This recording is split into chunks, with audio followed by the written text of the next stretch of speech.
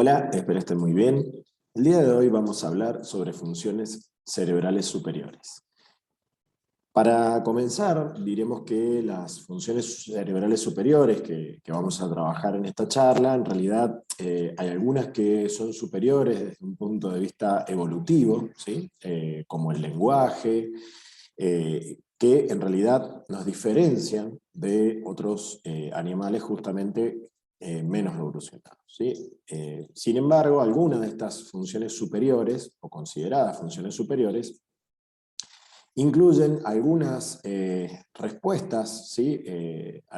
Generadas a nivel cerebral que integran gran cantidad de estructuras, ¿sí? Y vamos a ver la interrelación de distintas áreas corticales, y justamente por eso se las incluye dentro de este grupo de las funciones cerebrales superiores, aunque no nos diferencian, o no son diferentes, en extremo de animales menos evolucionados, como podrían ser las emociones o, como veremos, el sistema de recompensa, ¿sí?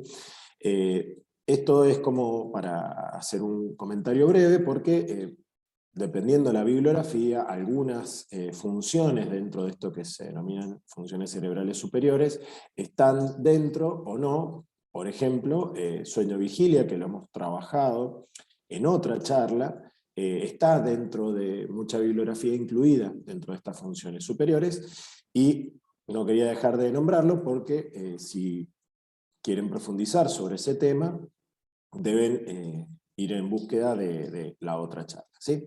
Entonces, para comenzar, como hacemos habitualmente, presentaremos lo que son los objetivos, ¿sí? de esta charla, o el temario que iremos viendo en profundidad. Hablaremos sobre la identificación inicialmente de estas funciones superiores, en parte relacionado a los que les comentaba recién. También veremos cuáles son los sistemas moduladores, que algunos de ellos ya los hemos empezado a trabajar en la charla justamente que hablaba de sueño-vigilia. Hablaremos sobre la corteza de asociación y su participación en general en todas estas funciones superiores. Hablaremos sobre los componentes del sistema límbico y su participación dentro de también este grupo de funciones. Hablaremos sobre la memoria y el aprendizaje y la participación del hipocampo, como así también el rol de la amígdala en las emociones. Hablaremos sobre la vía mesolímbica y mesocortical relacionadas al sistema de recompensa. Y finalmente hablaremos del lenguaje y las áreas corticales que están relacionadas a su comprensión y a la expresión del mismo. Entonces, inicialmente lo que haremos es identificar estas funciones superiores, que, como les comentaba, se puede incluir también al ciclo de sueño-vigilia, ¿sí? La participación del sistema reticular activador ascendente, y las estructuras que vimos que están relacionadas a los ciclos circadianos, como ya hemos nombrado, el núcleo supraquiasmático, la participación de la glándula pineal, el hipotálamo, y demás estructuras que, como iremos nombrando a lo largo de esta charla, verán que están todos relacionados. Por eso es que también el ciclo sueño-vigilia suele incluirse dentro de estas funciones superiores. En cuanto a las funciones superiores que charlaremos el día de hoy, hablaremos sobre atención y memoria, ¿sí? Sobre el aprendizaje, sobre las emociones, la motivación y la recompensa, ¿sí? En esto participa de manera muy importante el sistema límbico, ¿sí? Que incluye la corteza del cíngulo e hipocampo, los cuerpos mamilares del hipotálamo y el núcleo anterior del tálamo principalmente, aunque también hay una gran interacción entre distintas áreas a partir de las interconexiones generadas por el haz mamilotalámico y el fórnix. Finalmente, en esta charla hablaremos sobre el lenguaje y la participación de las áreas de Broca, Wernicke y las vías de conducción que llevan la información entre estas áreas, y también de Broca hacia el área motora para la correcta expresión motora del lenguaje. En cuanto a los sistemas moduladores, ya les comentaba que algunos de estos los hemos visto en la charla de ciclo de sueño-vigilia, pero hablaremos un poquito más en detalle en esta charla porque estos sistemas moduladores participan en más de una función, ¿sí?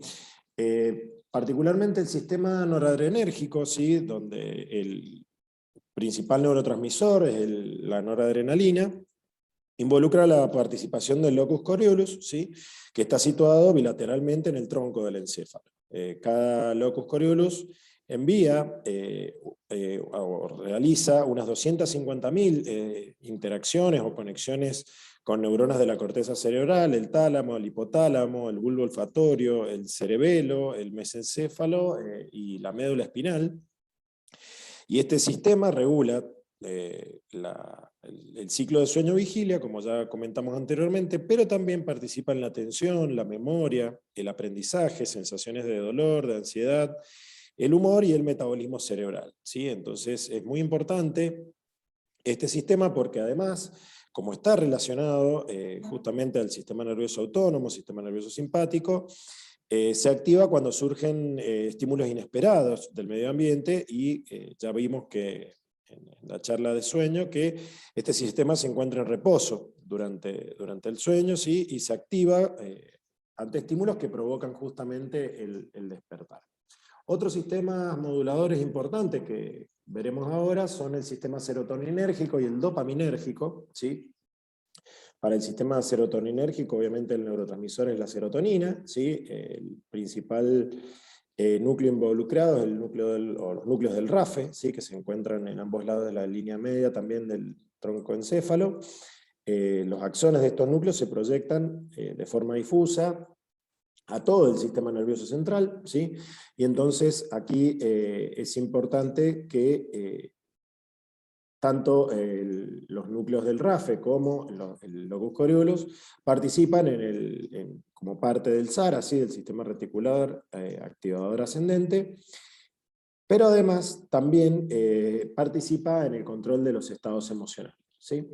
En cuanto a la participación que también tiene el sistema dopaminérgico y que veremos también a continuación, ¿sí?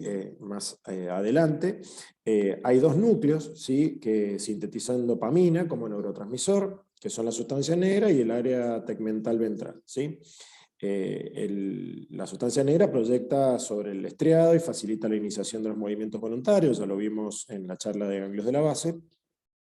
Y el área tegmental ventral en realidad se proyecta a la corteza frontal, ¿sí? Como se ve en esta imagen, y en parte también al sistema límbico, ¿sí? Entonces ahí es donde participa, como veremos, a través de la vía mesolímbica y mesocortical, en lo que son los sistemas de recompensa y también en las relaciones o síntomas placenteros, ¿sí? Relacionados a la descarga dopaminérgica.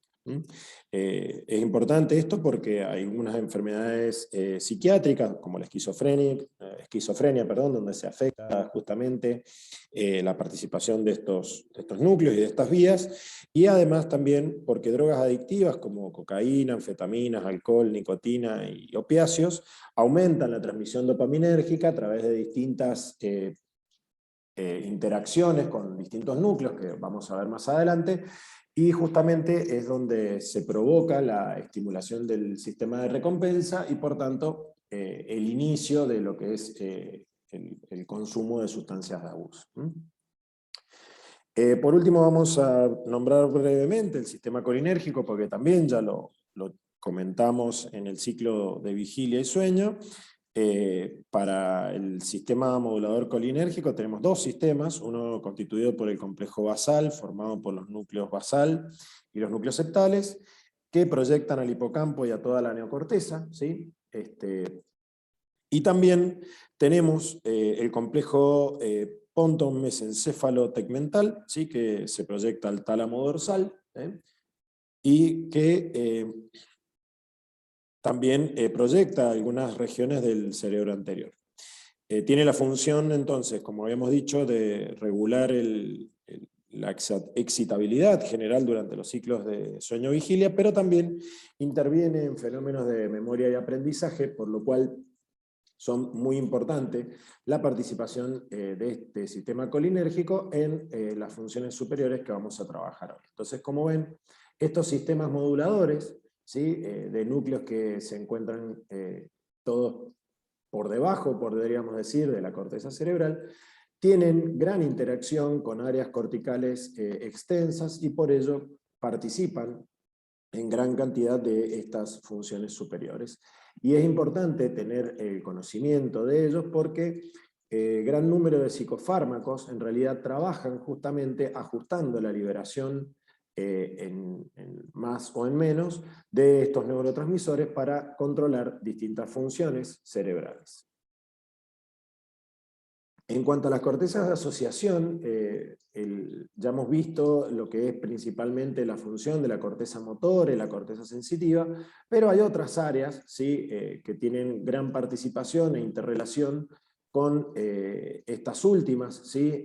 Ya vimos también lo que es la participación de las áreas visuales primarias y secundarias, auditivas primarias y secundarias, pero tenemos que tener en cuenta que, por ejemplo, el área cortical de convergencia parieto-temporo-occipital es una zona donde convergen justamente mucha información somatosensitiva, ¿sí? Tanto visual, auditiva y de los receptores sensitivos periféricos, que permite la percepción de objetos como entidad a partir de la integración de distintos estímulos, y esto lo que nos permite es identificarlos y darles un nombre, como si yo tengo en la mano una manzana, con los ojos cerrados, si yo la palpo, puedo identificar qué es lo que es y nombrarla, ¿sí?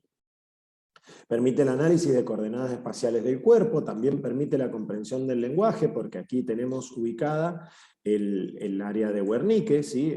Área 39 y 40 de Brodmann, y también permite el procesamiento inicial del lenguaje visual, porque justamente tenemos en esta zona las áreas visuales primarias y secundarias. En cuanto al área de asociación prefrontal, es muy importante el área prefrontal, principalmente porque está muy involucrado en cuestiones relacionadas al comportamiento, ¿sí? Las inhibiciones y desinhibiciones a nivel comportamental, pero también algunas áreas específicas son importantes porque, por ejemplo, la corteza dorsolateral participa del aprendizaje y la memoria, la corteza orbitofrontal participa del control de respuestas emocionales, la corteza medial involucra la atención y la memoria de trabajo, ya vamos a verlo más adelante, y la corteza posterolateral ubica, ¿sí?, en esta zona el área de Broca, que es la que participa en la formación de las palabras. Entonces, fíjense que estas áreas de asociación son muy importantes y todas ellas en general se han descrito inicialmente a partir de la evidencia de lesiones, ¿sí? Lesiones en esta área, en estas áreas determinan la pérdida de una determinada función, y por esto es que estas áreas se asocian más específicamente a determinadas funciones, aunque como vamos a ver, cada una de estas funciones superiores tiene una gran interacción de todas ellas, ¿sí? La área de asociación límbica, ubicada en el lóbulo temporal, participa en el comportamiento, las emociones y la motivación. Ya vamos a ver cuáles son las estructuras más relacionadas a cada una de ellas. Y el área de asociación occipital, en el borde ínfero-medial, participa en el reconocimiento de caras, y esto también es lo que les decía que a partir de la incapacidad para identificar las caras, se ha visto que estas áreas están íntimamente relacionadas. La incapacidad para reconocer rostros se llama prosopagnosia, y bueno, está determinada justamente por áreas de asociaciones occipitales que se ubican en la cara inferior del cerebro. El sistema límbico, particularmente, que está dentro de estas áreas de asociación, está formada por el hipocampo, que está involucrado en el aprendizaje, la memoria y la navegación en el espacio.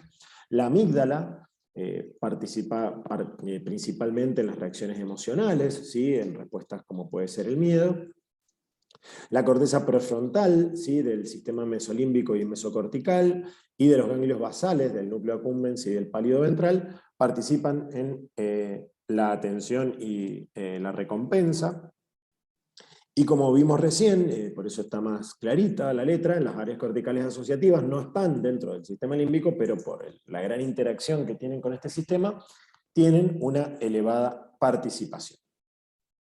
Entonces, para comenzar hablando de este sistema límbico, vamos a ver cómo se lo había definido anteriormente, digamos, lo que se denomina visión clásica, y cuál es la visión moderna de las estructuras que participan en este sistema. Particularmente, en Papez, en el año 1937, ya describía que el sistema límbico estaba formado por un circuito, ¿sí?, que incluía la corteza del cíngulo, ¿sí?, el hipocampo, los cuerpos mamilares del hipotálamo caudal y el núcleo anterior del tálamo, ¿sí? Entonces, estas estructuras fue la primera descripción o la visión clásica de el circuito de Papez, que obviamente estaba interconectado, como ya nombramos anteriormente, por el haz mamilotalámico, que eran fibras que van desde los cuerpos mamilares hasta el tálamo, y también por el fornix, ¿sí?, que va a llevar fibras desde el hipocampo hacia el hipotálamo, ¿sí? Este circuito, como se ve en esta gráfica de acá, que establece una cierta circulación de la información que comienza en la corteza del cíngulo, se lleva hacia el hipocampo, desde el hipocampo parte a los cuerpos mamilares, y de los cuerpos mamilares va a llegar al tálamo anterior y la corteza del cíngulo, ¿sí? Ese sería todo el circuito descrito por Papez de lo que sería el sistema límbico. Sin embargo, en una visión más moderna, que es esta gráfica de aquí abajo, a este sistema límbico descrito por Papez, se le agregan, ¿sí?, la participación de otras áreas importantes que ya se conoce, que están involucradas en principalmente las funciones superiores asociadas al sistema límbico, como son la corteza prefrontal, el tálamo medio dorsal, ¿sí?, el aspecto ventral de los ganglios basales, ¿sí?, principalmente el núcleo accumbens y el globo pálido, y por supuesto la amígdala, ¿sí?, que en un principio no había sido tenido en cuenta, y que tiene mucha importancia a nivel de la regulación de lo que son las emociones, ¿sí? Este sistema límbico entonces queda conformado, ¿sí?, por una gran cantidad de conexiones, como puede verse en esta gráfica, donde la información va a ingresar proveniente de muchos lugares, como pueden ser áreas corticales de la corteza prefrontal, núcleos talámicos de la línea media, núcleos de la banda diagonal, colinérgicos, ¿sí?, ya hemos hablado de estos núcleos, van a enviar la información a la corteza entorrinal, y de ahí van a llegar al hipocampo para ser transmitida esta información e integrada a nivel de cuerpos mamilares y del tálamo anterior, ¿sí? Aquí está el circuito de Papez, obviamente, que es lo que comentamos recién, pero fíjense que el tálamo anterior va a enviar información que va a llegar a áreas motoras corticales y va a hacer una retroalimentación sobre la circunvolución del cíngulo para volver a enviar información hacia la corteza entorrinal, y además este tálamo anterior también va a llevar información hacia otras áreas de asociación, como también la corteza entorrinal va a enviar información a la amígdala, ¿sí?, que va a regular funciones a nivel del tronco cerebral y del hipotálamo, dando la significación, digamos, o la representación principalmente somática, ¿sí?, de las emociones. Entonces, fíjense cómo el sistema límbico en esta visión moderna tiene muchas más conexiones que lo descrito hace casi 100 años. En cuanto al hipocampo, es una estructura, ¿sí?, que ya vamos a hablar más en detalle cuando veamos los circuitos más relacionados a la memoria, pero que participa también en el aprendizaje. ¿Y por qué primero el aprendizaje a la memoria? Porque en general, para que uno logre consolidar un recuerdo, ¿sí?, generar una memoria, vamos a ver las distintas características, primero debe aprenderlo, es decir, debe adquirir el nuevo conocimiento, el aprendizaje o la habilidad para posteriormente generar la memoria, ¿sí? Entonces, principalmente lo que es la memoria declarativa, ¿no? Pero en general lo que primero está es el aprendizaje, y muchas veces la alteración en la adquisición de aprendizajes lleva a una imposibilidad de generar memorias, pero secundarias, ¿sí? Entonces es importante tener en cuenta el aprendizaje como una función superior, donde está muy relacionado en que se produzca el hipotálamo, y este aprendizaje puede dividirse en procedimental o declarativo, ¿sí? Ya vamos a ver que es una clasificación que también se reitera para la memoria, donde el procedimental son los pasos que se adquieren de manera inconsciente, ¿sí? Como por ejemplo puede ser cuando un niño deja las rueditas cuando aprendió a andar en bicicleta, ¿sí? Cuando aprendió a mantener el equilibrio, el niño deja las rueditas, pero si uno le pregunta cómo hizo para hacerlo, no va a poder explicarlo, ¿sí? Con sus palabras, sino que hubo todo un proceso de aprendizaje detrás, de primero de la parte motora, mantenerse andando a una cierta velocidad, mantener el equilibrio y demás, que permiten que uno pueda retirar las rueditas de apoyo, ¿sí? Y andar en dos ruedas, digamos, ¿sí? Aquí participa justamente por esta función el cerebro cerebelo. En cambio, el aprendizaje declarativo es la incorporación de información que ya está más codificada, ¿sí? En forma simbólica, como pueden ser reglas, datos y demás, ¿sí? Aquí tenemos aprendizajes de tipo asociativo y no asociativo, ¿sí? El asociativo, por ahí es más fácil de comprender, es un estímulo que normalmente no evoca una respuesta, se asocia con uno que sí lo hace, ¿sí? Esto sería un estímulo no condicionado, y el asociativo más conocido, por ahí es el pavloviano, ¿sí? Que es cuando un aprendizaje evoca una respuesta por asociación y constituye un estímulo entonces condicionado, ¿sí? Este es un condicionamiento que puede ser positivo o negativo, pero esa asociación hace que tenga lo que se denomina una respuesta pavloviana, ¿sí? Término ya conocido que hemos visto a nivel de los reflejos, ¿sí? En cuanto al no asociativo, implica en realidad cambios en circuitos sinápticos como la habituación, ¿sí? Disminución de la actividad sináptica ante estímulos no nocivos, o la sensibilización, que es lo contrario, ¿sí? Que es el aumento de la actividad sináptica cuando el estímulo en realidad es nociceptivo. ¿Por qué? Porque uno tiene que tener cierta alerta para protegerse frente a este tipo de estímulos. En cuanto a la memoria, función también donde el hipocampo tiene un importante rol, y ya vamos a ver en el circuito cómo produce justamente su función. Podemos decir que la formación hipocámpica, ¿sí? Está formada por el hipocampo, la corteza parahipocámpica, la corteza entorrinal y la perirrinal, ¿sí? Entonces la interacción entre todas estas estructuras van a producir los circuitos donde se va a generar justamente la posibilidad de establecer nuevas memorias, ¿sí? La información de la corteza entorrinal va a ingresar por el lóbulo dentado, ¿sí? Que es esta gráfica que tenemos aquí arriba, hacia el hipocampo, donde recibe este estímulo las células del grano, ¿sí? Estas células del grano son interneuronas GABAérgicas, proyectan hacia las células piramidales, ubicadas en la zona CA3, ¿sí? Las del grano están en la zona CA1, ¿sí? Como vemos en esta gráfica, y de ahí a neuronas piramidales del área CA1, que son glutamatérgicas y que van a ser las que finalmente envíen la información desde el hipocampo hacia el exterior, ¿sí? Hacia las distintas áreas donde produce la estimulación o cierra el circuito para producir la memoria, ¿sí? En este lugar, en el hipocampo, es importante que se produce la potenciación de larga duración, ¿sí? Este fenómeno es por el cual se facilitan las respuestas sinápticas como consecuencia de la activación repetida, ¿sí? Cuanto más activa el circuito, más fácil será activarlo, y este proceso está justamente relacionado con la memoria y la liberación de glutamato como neurotransmisor, ¿sí? Que lo que hace es, a través de distintos mecanismos, producir una despolarización que se vuelve, digamos, continuo, o se produce un loop positivo dentro de la terminal postsináptica. Entonces, esta sensibilización lo que hace es que cada vez que haya un estímulo, se active más fácilmente, es decir, con un menor umbral.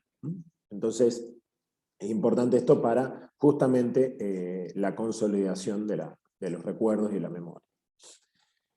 La memoria se puede clasificar de dos formas principalmente, ¿sí? Que pueden encontrar en la bibliografía, como declarativa y no declarativa. ¿Sí? La memoria procedimental, implícita o no declarativa, no requiere ninguna activación consciente para almacenar y reproducir la información. ¿Sí? Es muy parecido a lo que era el aprendizaje procedimental. ¿Sí? Es la capacidad de ejecutar acciones motoras complejas aprendidas previamente, y requiere justamente la indemnidad del cerebelo y de los ganglios de la base para que se produzca. En cambio, la declarativa o explícita, esta es la que en general se considera más habitualmente como la memoria, justamente, que es la capacidad de recordar eventos, números, estímulos sensoriales y relatarlos, usando el lenguaje. También se la puede dividir o, digamos, también clasificar como semántica o episódica, que almacena información que debe ser recuperada conscientemente. ¿Sí? Este tipo de memoria es necesaria para volver a reconocer objetos que ya han sido conocidos con anterioridad, y requiere de la indemnidad de estructuras del lóbulo temporal, incluido el hipocampo. Entonces ahora sí, vamos a ver otra clasificación que tiene que ver con el tiempo, y luego vamos a volver sobre el circuito, ¿sí? Que permite la formación de esta memoria declarativa, pasando justamente primero por la memoria no declarativa. ¿Sí? Entonces fíjense que vamos a tener, en cuanto al tiempo, ¿sí? De duración del recuerdo, ¿sí? o de la memoria, una de corto plazo y una de largo plazo. La de corto plazo, memoria reciente, es la capacidad de mantener información por unos segundos o minutos. ¿Sí? Una variedad de esta memoria es la memoria de trabajo, ¿sí? Que es la capacidad de mantener presente información que se usa para establecer estrategias de acción inmediatas. ¿Sí? Involucra varias áreas, principalmente la corteza prefrontal dorsolateral. En la memoria a largo plazo, ¿sí? Está la capacidad de mantener recuerdos por tiempo prolongado, que puede originarse tras una experiencia. ¿Sí? Entonces esto nos permite recordar un evento, y muchas veces suele asociarse, ¿sí? Con alguna cuestión relacionada a las emociones, o también por una práctica repetida, ¿sí? Como puede ser hablar un idioma o tocar la guitarra. ¿Sí? Entonces, aquí tenemos cómo vamos pasando de lo que sería una memoria inmediata a una memoria de trabajo, y cuando se consolida a una memoria a largo plazo. ¿Sí? Toda vez que salimos de este circuito, pasaremos ese recuerdo a lo que se denomina olvido. ¿Y cómo se produce esto? ¿Cómo se adquiere la memoria declarativa? Bueno, nosotros vamos a tener una recepción sensorial del medio, ¿sí? Donde justamente el área sensorial primaria, ¿sí? Para este caso lo que puede ser la corteza visual, ¿sí? Capta el estímulo, lo integra y lo envía hacia una corteza asociativa, ¿sí? De ahí va a ir a la corteza entorrinal, ingresando al hipocampo por el circuito que habíamos dicho, generando lo que se denomina el almacenamiento a corto plazo, ¿sí? O la memoria de corto plazo. A partir de ahí, a través del glutamato, como ya hemos visto, y algunos otros mediadores, ¿sí? Produce la estimulación a nivel del diencéfalo, ¿sí? Prosencéfalo basal, corteza prefrontal, para producir el almacenamiento a largo plazo, ¿sí? Que se hace en la corteza de asociación. ¿Sí? Entonces esto es importante, que la consolidación de la memoria a largo plazo se realiza en áreas de la corteza de asociación. ¿Sí?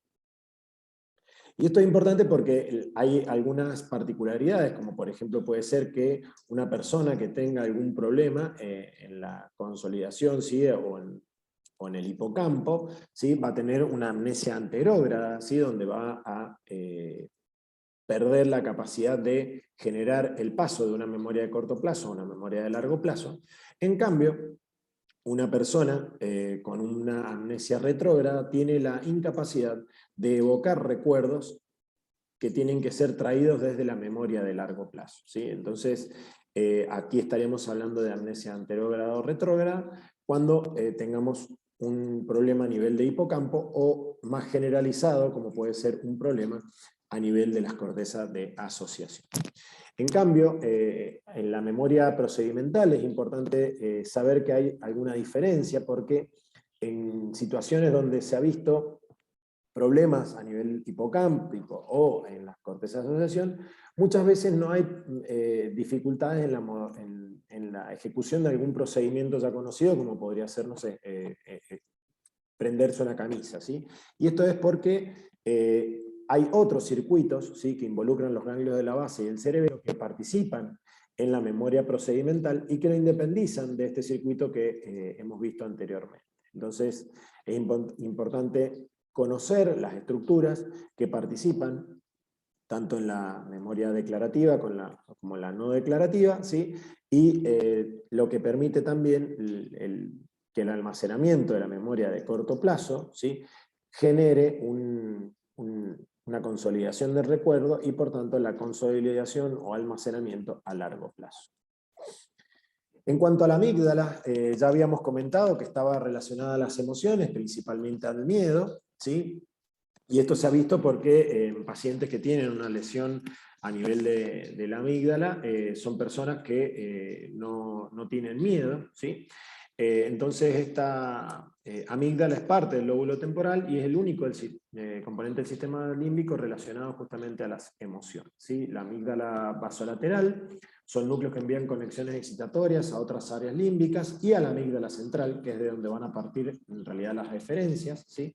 La amígdala basolateral posee neuronas piramidales con axones glutamatérgicos, mientras que la amígdala central son núcleos que van a ir hacia el hipotálamo y otras regiones del sistema nervioso autónomo. Posee neuronas espinosas con proyecciones GABAérgicas sobre el hipotálamo y estas neuronas también reciben la inervación dopaminérgica, ¿sí? Por eso es que también, como vamos a ver, el sistema de recompensa, ¿sí?, involucrado en las adicciones, en la visión actual se considera que la amígdala participa también como un extra, digamos, a la influencia de las sustancias de abuso, donde tiene una influencia importante en las emociones, ¿sí? La salida de información entonces será por el sistema amígdalo-fugal dorsal, ¿sí?, que son fibras que van hacia los núcleos hipotalámicos, y el amígdalo-fugal ventral, que son proyecciones que van a la corteza prefrontal, entorrinal e hipotálamo, ¿sí? En cuanto a la vía mesolímbica y mesocortical, sí que ya les había comentado que tienen una gran importancia porque determinan lo que se denomina el circuito de recompensa, ¿sí? Son vías dopaminérgicas, ¿sí?, que a través del núcleo accumbens van a inducir la sensación de euforia o placer, ¿sí?, y también van a determinar o contrarrestar la disforia que puede estar atravesando un adicto, ¿sí? Entonces es importante este circuito, ¿sí? Y justamente ya habíamos hablado de este loop, ¿sí?, o circuito cuando habíamos hablado del ganglio de la base, porque justamente la influencia de este núcleo accumbens va a actuar sobre el globo pálido ventral y la sustancia negra para enviar información, ¿sí?, al tálamo medio dorsal y tálamo ventromedial para enviar justamente una estimulación a la corteza prefrontal, ¿sí? Entonces todo esto está regulado por la liberación de dopamina que provienen del área tegmental ventral, y es por esto que la vía mesolímbica y mesocortical son tan importantes, ¿sí?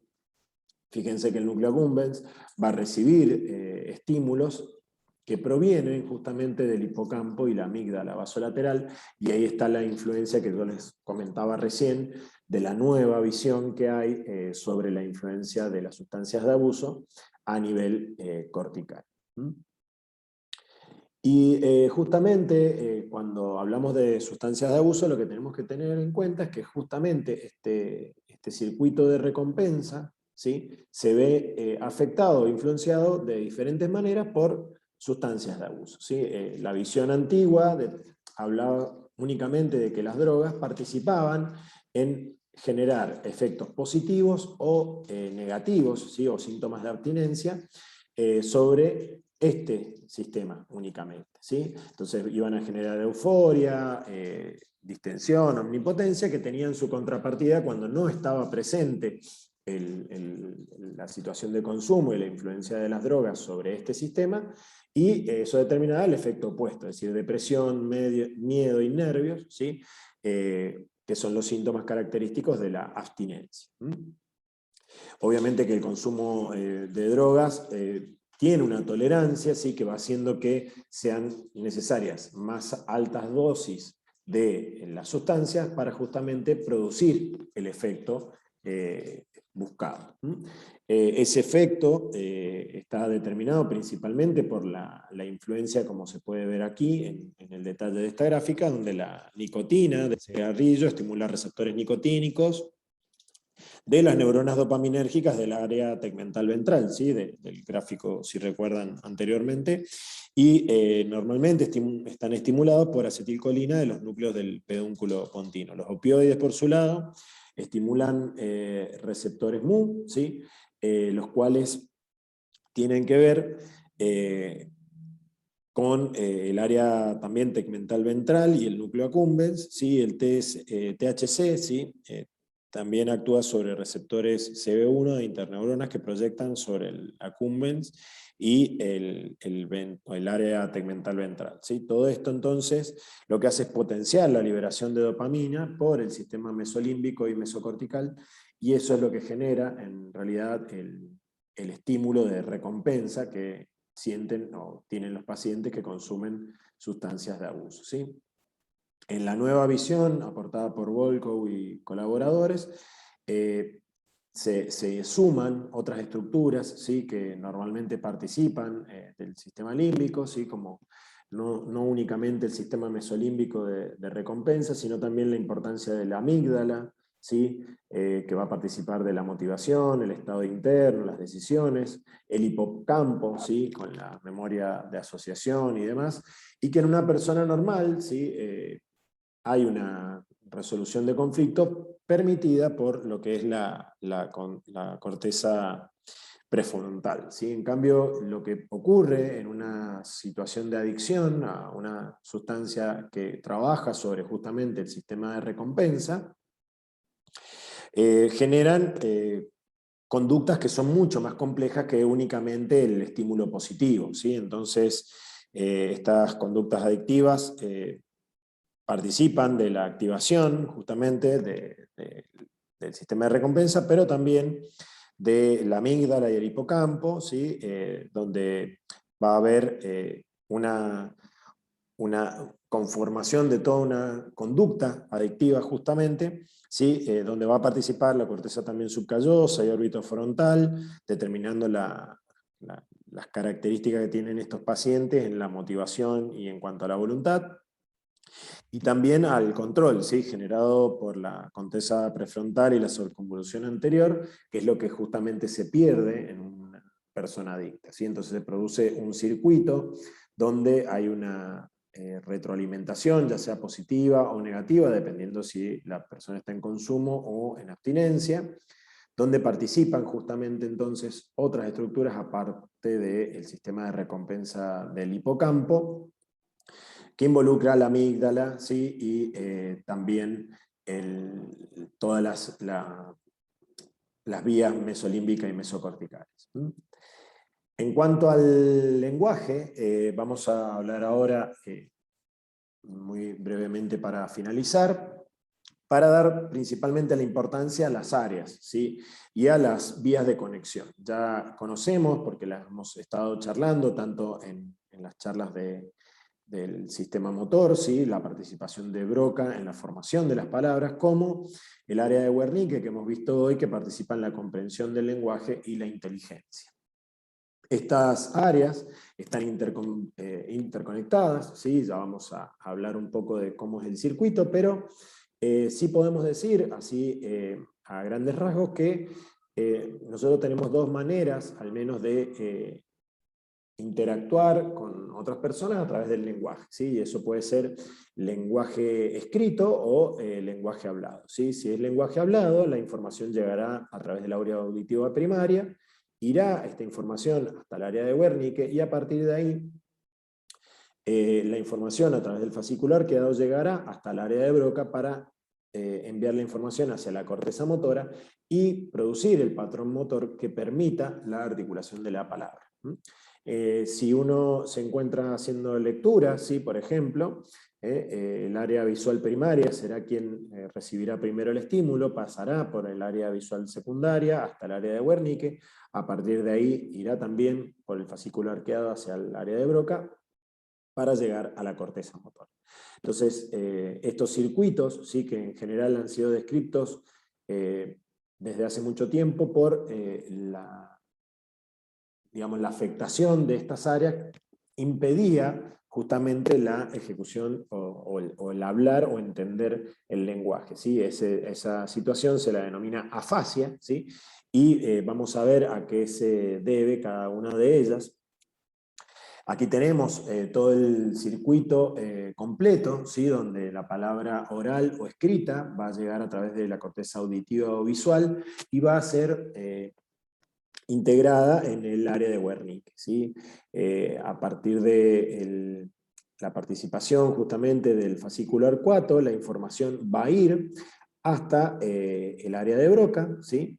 Ubicada en la corteza premotora, y desde el área de Broca va a ser enviada la información para producir la ejecución de la palabra, participando en las estructuras que ya hemos visto cada vez que tenemos algún patrón motor, ¿sí? Los ganglios de la base del cerebelo, el tálamo, la corteza motora, para producir justamente la ejecución de la palabra.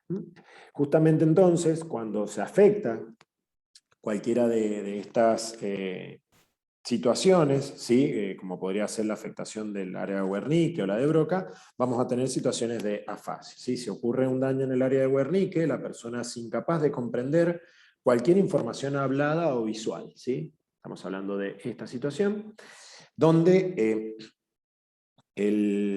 la propia palabra de la persona no tiene sentido porque el individuo no tiene conciencia de los propios errores, ¿sí? Entonces, el individuo es incapaz de comprender las aferencias sensitivas, ¿sí? Fíjense donde estábamos hablando que el área de Wernicke siempre era la que recibía la información tanto de la palabra oral como la palabra escrita. Entonces, lo que va a generar es un lenguaje espontáneo, fluido, pero que no tiene sentido, ¿sí? Con logorrea, parafasias y neologismos.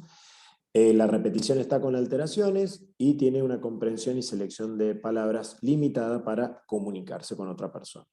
En cambio, en la afasia de Broca, ¿sí? O afasia de expresión, la persona comprende el lenguaje hablado y escrito, pero no puede hablar ni escribir con una sintaxis normal, ¿sí? Su respuesta a una pregunta a menudo consiste en palabras inapropiadas, ¿sí? Que están en orden aleatorio o inclusive que no pueden emitir palabras, ¿sí? Depende el nivel de daño que tenga el área de Broca y sus alrededores. Entonces el lenguaje espontáneo va a estar alterado, la repetición está alterada, pero sí tienen comprensión, ¿sí? Y aquí es donde radica muchas veces el problema, que son pacientes que se angustian y desesperan porque entienden y cuando quieren comunicarse con otra persona no pueden hacerlo. Por otro lado, cuando se afecta el fascículo arcuato, ¿sí? Vamos a tener lo que se denominan afasias de conducción, que el lenguaje es fluido pero parafásico, hay una repetición casi nula, con comprensión normal, ¿sí? Y entonces la selección de palabras está algo alterada, ¿sí? Entonces, esta es una persona que se comunica, pero se comunica mal, digamos, ¿sí? Con palabras inapropiadas. Y en cambio, en la fascia global hay alteraciones en todos los sentidos, y esto ocurre cuando, por ejemplo, hay situaciones de ACVs isquémicos o hemorrágicos que afectan a más de una arteria y por tanto a más de un área involucrada en el lenguaje. Muy bien, para finalizar entonces comentarles nada más que a modo de resumen el sistema límbico tiene estructuras relacionadas a distintas funciones superiores de manera directa o indirecta a través de distintas áreas de asociación. El aprendizaje es la adquisición de conocimientos del medio externo, siendo asociativo cuando ocurre con estímulos que se asocian justamente entre sí y no asociativo cuando incluye conductas. La memoria tiene múltiples niveles de almacenamiento, la información es primero almacenada en la memoria a corto plazo, pero desaparece a menos que se consolide en la memoria a largo plazo. La memoria a largo plazo incluye la memoria procedimental, que no requiere procesos conscientes para su creación o evocación, como así también la memoria declarativa, que utiliza habilidades cognitivas de nivel superior para la formación y requiere la atención consciente para su recuperación. La amígdala es el centro de las emociones en el cerebro humano. La motivación surge a partir de señales internas que dan forma a conductas humanas voluntarias relacionadas con las emociones. Y el lenguaje es considerado una conducta cognitiva más elaborada, o muy elaborada en nuestra especie al menos, y que la integración del lenguaje hablado involucra principalmente a las áreas de Broca y Wernicke con el fascículo arqueado como forma de comunicación entre ellas. Muy bien, hasta aquí hemos llegado. La bibliografía principal de consulta será el libro de Bessie Taylor, de Bases Fisiológicas para la Práctica Médica, y también el libro de Fisiología Médica de Guyton trata muy bien los temas, así que los recomiendo. Muchas gracias por su atención.